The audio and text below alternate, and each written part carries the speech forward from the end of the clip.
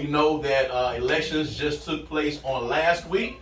So now we are getting into the runoff season. So now I have one of the candidates who is actually the incumbent in District 4.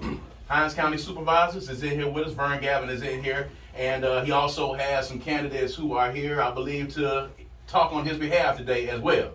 Is that correct? That is absolutely correct. All right, pull that mic up right there so you can make sure, so they make sure that they can hear you. So introduce yourself to the crowd, and then we will get into the conversation here real quick. Okay, I am Vern Gavin. I'm the supervisor for District 4 of Hinds County, and in a runoff election at this time coming up August 29th. And I have with me some fine gentlemen that was candidates, my opposition in this race, and they are here to speak on my behalf today. And I first would say Mr. James Lott, who's the alderman in Clinton, and Mr. Robert Amos, who's also the alderman in Byram. Now let me ask you this, Vern. In the primary election, you came in second. Yes. To Wanda Evers, by a pretty decent margin. And if we have seen what has happened in the other primary elections, two of your colleagues, two of the incumbent colleagues are no longer there. They were beaten. And outside, I think, of District 1, I think Graham was the only one that didn't really have a runoff or really have a challenger against him. It seems as if the voters of Hinds County are, speaking with their votes, and they're making a decision to perhaps turn the page. It's a possibility that might be the case in District 4, but you are in the runoff. So talk a little bit about, this past 4 years that you were in, some of the accomplishments that you had, and then talk a little bit about why you feel you've seen some of the turnover with the voters in the Hinds County Board of Supervisors. Well, first of all, thank you very much for the question.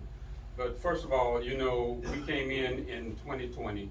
That was my first run, and this is my first term. Mm-hmm. And during that time, of course, we were hit with the pandemic as well. Mm-hmm. And so as a result of that, a lot of things were put on pause, if you will, to a slow degree. But we have done a lot of planning and preparation, as well as a lot of work of accomplishments. We are now in the process of developing a comprehensive plan that would put Hinds County on a trajectory that would improve the social and economic conditions for Hinds County. And we won't just be reactive, but we'll be proactive.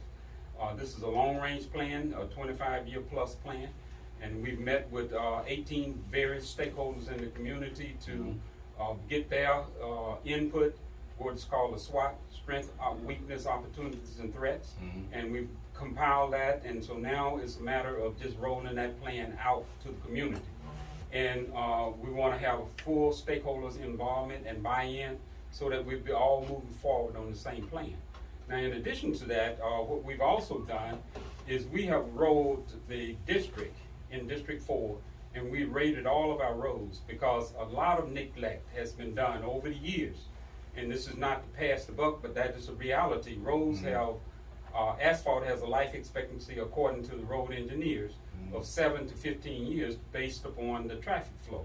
And if that is the case, I've only been in office now coming up 4 years. So a lot of this has already been in the works, and the dilapidation has been there before. So what we've got to do now is work out a methodical plan, and that's what we've done. We've ridden the roads, and we've assessed each one of the roads on a scale of 1 to 10, with 1 being the most urgent need and 10 least need at the time. And what we are right now, based upon our resources, we are right between 2.5 to 3 on that category scale. And what we're doing is working forward that way. As you know, in the past, I'm the first African American to hold a position, to my knowledge, in Hinds County. And so as a result of that, a lot of neglect and equity choices was biased, if you will. And so as a result of that, what we're doing now is doing it in a fair and equitable way by rating the roads and getting to them based upon their needs. And I think that's a progress that most of the people are satisfied with. But those that are impatient, I'm asking them to be a little bit more patient with me. I want to give you the opportunity to respond to this as well. You were one of the supervisors that voted against pay raises for county employees, and I want you to kind of explain what your stance was on that and why you felt like that was the most prudent decision at the time. Well, one of the things there is you have to also understand that that was a political move that was made. We did, in effect, implement a pay raise, okay? But the situation there was a political move. Those persons that introduced that bill did not even attend the budget hearing to see what our financial situation was.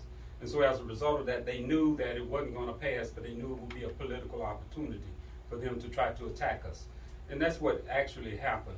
But in reality, those employees all got a pay raise. Okay. Now I want to give these gentlemen an opportunity to speak. You have two people here to speak on your behalf, and Mr. Lott, I will start with you. Let's tell the folks, come on, scoot over a little bit, and so we can make sure they get you on camera too. You're here to speak on behalf of Vern Gavin to endorse him. Just tell the folks why you're here today. So yes, I came in third place to Vern. Vern actually edged me out by about 26 votes. So Okay.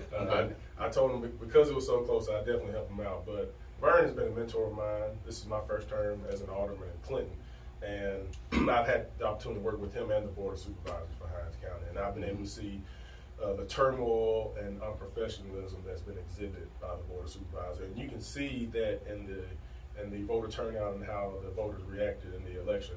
They were tired of that as well.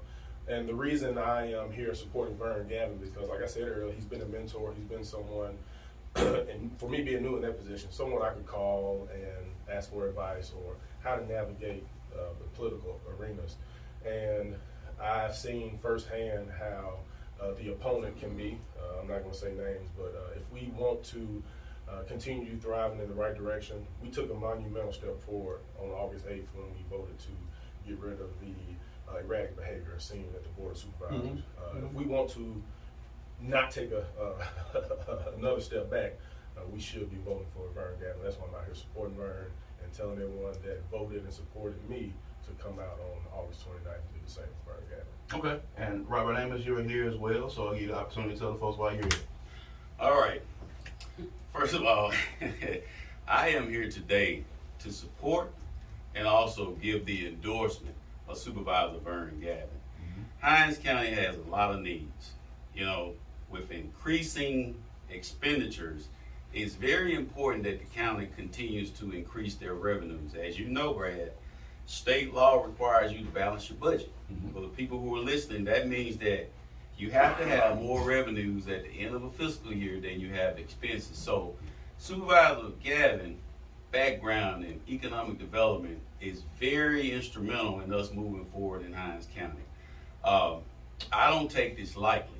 When I look at the two opponents who are left in this race, you know, I tell people all the time, when you're an elected official, it's not like you get elected, sit down in the seat, and you go to college and learn what to do.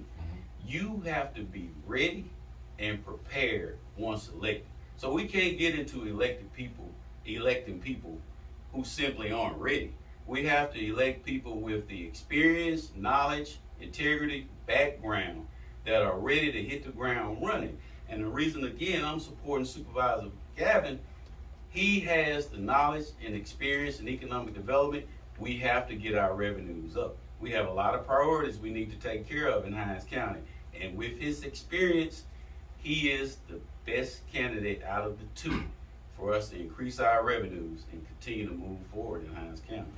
Okay, so Robert, while you're here, I've got to ask you this question and give you the opportunity to respond. There are allegations that exist that there are text messages that exist between you and Wanda Evans, the person who won the primary, where you were soliciting monies to throw your support behind her campaign.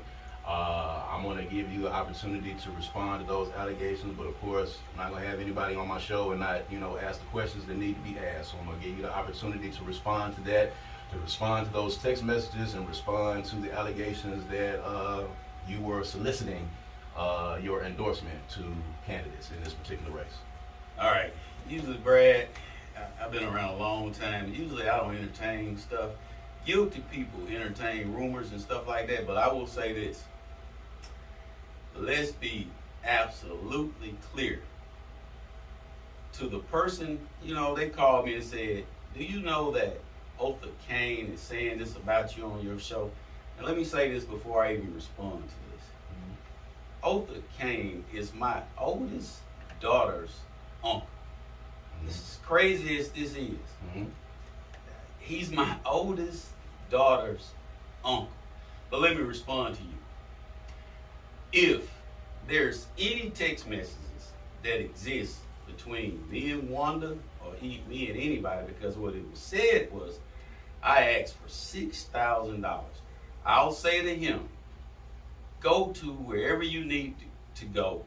Show the people where I said I am asking for $6,000 and yada yada. Show that out there. When you go out there saying things, show in black and white where I said I want $6,000. Now we're on live, and I don't worry about it because I got the text feed in my pocket.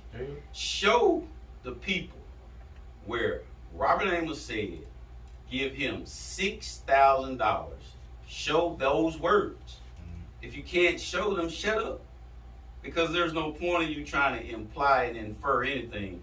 The unfortunate part of all of this, there are two people that know the truth. That's Wanda Evers and myself. So and you are I'm saying so disappointed in that individual. Go ahead. So you are saying that there was a text exchange between you and Wanda Evers that you will confirm? I will confirm. I told Wanda Evers, and it said, the message says, let's see how this goes. Okay. I'll sit back and let's see how this goes. That's what I told her. And in your thought process, putting that in a text message, and we know sometimes people may look at text messages and they may misinterpret what they mean if you're not talking to people in front. So if you say, let's see how this goes, what were your thoughts when you were making that particular That text? means let's see how the election turns out August the 8th. Okay. And that's what that means. And I'll say this again. Show the people, show them where I asked for some money. That's all I'm saying. Show them. So at the end of the day, usually I don't give this stuff any credit, but a lot of people ask me, and I say, hell, I'm disappointed in Wanda Evers. I am. I'm very disappointed in her. Known her a long time. But don't say, I asked you to give me. You understand what I'm saying? Don't go say, I asked you to give me some money. Don't say that. Don't say that. But again, to Mr. Arthur Kane, show the people in black and white where I asked for anything. And at the end of the day, guess what? James Lott not in this race. Robert Amos not in this race. We're elected officials. Our constituents feel we're doing a great job. We're already in office. We're not seeking re-election. We're here to show Supervisor Vern Gavin our endorsement and why we are endorsed. Because truth be told, Vern Gavin is the better of the two candidates, bar none. And the people need to stop getting into this mudslinging. We thought we got away from it. We need to get out of this mudslinging and let's stick to issues. Let's stick to the issues that this person is the better candidate. All right, Supervisor Gavin, I will Yes, throw it sir. back to you because you are in this race, and I will have to ask you this question, of course, just like I asked Mr. Amos. Yes, sir. Did Robert Amos or did Mr. Lott at any point solicit you for any monies for them to be here today to endorse you for this office? Let me say it emphatically. No. Emphatically no. Neither have ever expressed $1 amount to me. Period. So that is fairly fabrication that then built up for mudslinging. Okay. Now, and I did speak to this at the very beginning of this conversation, Supervisor Gavin. The voters of Hinds County, they've been through a lot. You watched what happened at the last legislative session. We have watched what has happened at the supervisors' meetings. And of course, as Mr. Lott said, we did get rid of some of the indecent behavior that was there. And the voters are speaking. And the voters could possibly, in your runoff, be saying that they want to change in that sense as well. Just talk about in your mind, why do you feel the voters are kind of speaking and voting in this way? Do you understand the frustration? Do you know where the basis of the frustration might be? I think the voters that have already cast their ballots and those that have made that choice clearly identified where the problem is. And I asked everybody who's considering at this point to take a serious look at the situation. And the records are there, the files, the videos are there. Take a serious look at it. See who tore down the plexiglass. See who makes all of the disturbance in the room. Okay, now, there's this general mix of putting everybody in the same box. But then obviously there's some people who are there that are not guilty. And certainly myself, and I would also go to the extent of saying Supervisor McGowan had no part to play in those ramblings that was taking place. Well, that's on the video. We can't say that. So, real quick for the voters in District 4, there's a runoff coming up against you, with you and Wanda Evers. This is your elevator pitch. You have this opportunity. Why should the voters go back, even the ones who did not vote for you in the primary? why should they go back and why should they give you another term as District 4 Supervisor? I think very much so, what has just been stated here by these two gentlemen. We've been out on the campaign trail, and we've all stated our platform. I think they've had a better opportunity to assess my skills and my ability, and so they've chosen to endorse me. And I think that's also warranting for those people out there to give that kind of consideration. I have the economic background, I have the experience, I served as county administrator, I've been an industrial consultant for a number of years, so I know how to do it, and I bring that to the table. And I don't see at this particular point my opponent having any of the ingredients that I offer to fulfill this job. All right, so contact numbers for people that still want to donate to your campaign or get in touch with you before the runoff.